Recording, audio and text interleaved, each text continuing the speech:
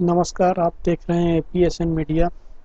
मैं प्रमोद कुमार सक्सेना को प्रधानमंत्री नरेंद्र मोदी को एक ऐसा दुर्जय शत्रु बताया जो अपने विरोधियों को कुचल देता है।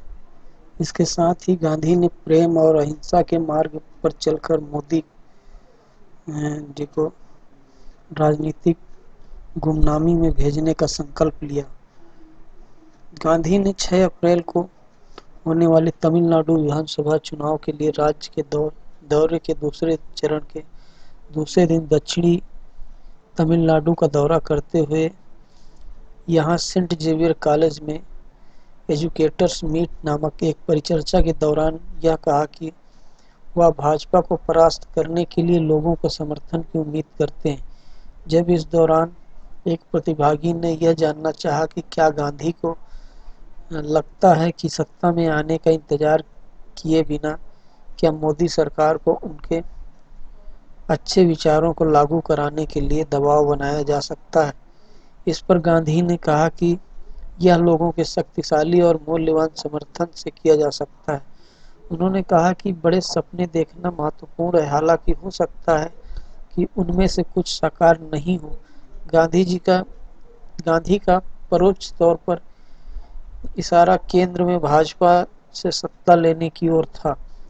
गांधी ने कहा कि हाँ, हम एक ऐसे दुर्जय शत्रु मोदी से लड़ रहे हैं जो इस देश में धन को हावी कर रहा है। हम एक ऐसे शत्रु से लड़ रहे हैं जो अपने विरोधियों को कुचल रहा है। हालांकि हमने पहले ऐसा किया है। हमने इस नए दुश्मन की तुलना में बहुत बड़े दुश्मन अंग्रेजों को हराया है। उन्होंने देश के स्वतंत्रता आंदोलन को याद करते हुए कहा कि मोदी की तुलना अंग्रेज अधिक शक्तिशाली थे। उन्होंने कहा कि ब्रिटिश साम्राज्य की तुलना में नरेंद्र मोदी क्या है, कुछ भी नहीं।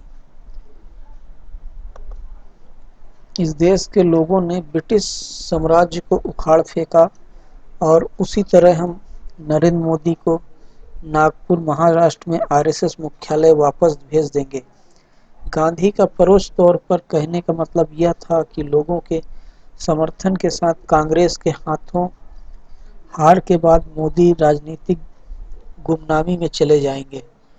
गांधी ने कहा कि यह प्रधानमंत्री मोदी या उनके पार्टी के प्रति किसी भी घृणा, क्रोध या हिंसा के बिना हासिल किया जाएगा, भले ही वे भाजपा के खिलाफ दुर्व्यवहार या हिंसा का इस्तेमाल करें। कांग्रेस तमिलनाडु में द्रमुक की सहयोगी है और भाजपा सत्तारूढ़ अन्ना द्रमुक की सहयोगी है। कांग्रेस नेता ने एक अन्य प्रतिभागी के सवाल के जवाब में आरोप लगाया कि भाजपा के नेतृत्व वाले केंद्र ने अपने कई विचारों में हिंदू धर्म का प्रतिनिधित्व करने का दावा किया है, लेकिन वास्तव में इसका उन आस्था से कोई लेना देना नहीं है। गांधी ने कहा कि हिंदू धर्म लोगों का अपमान करना, लोगों को मारना पीटना नहीं सिखाता है, लेकिन वे ऐसा करते हैं। उन्होंने कहा कि सभी धर्मों का सार प्रेम है, लेकिन केंद्र सरकार का पूरा खेल किसानों सहित आम लोगों के पैसे कृषि कानून जैसी पहलों के जरिए चुराना और उसे बड़े उद्योगों को देना है।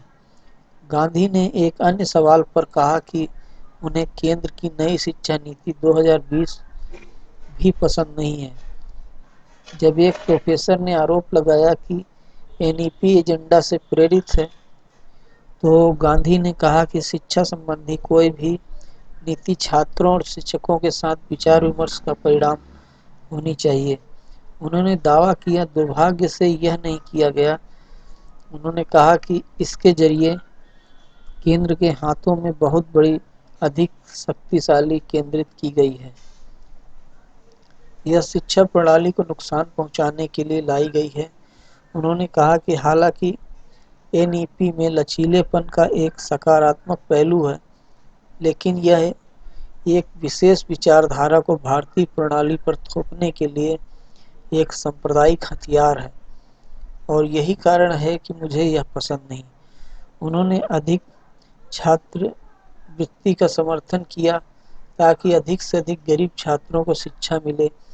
गांधी ने महिला सशक्तिकरण को भी रेखांकित किया। शिक्षा को समवर्ती सूची से संविधान की राज्य सूची में वापस लाने की मांग पर उन्होंने कहा कि मुझे पता नहीं, हम इसे देखेंगे। उन्होंने कहा कि सब कुछ केंद्रीकृत करना एक खराब विचार है और विकेंद्रीकरण तथा देश की सभी कोनों से शिक्षा तक पहुंच को सुविधाजनक बनाना मूलभूत विचार है। 1976 में इंदिरा गांधी के नेतृत्व वाली तत्कालीन कांग्रेस सरकार ने शिक्षा को समवर्ती सूची में स्थानांतरित कर दिया था, जो पहले एक राज्य का विषय था।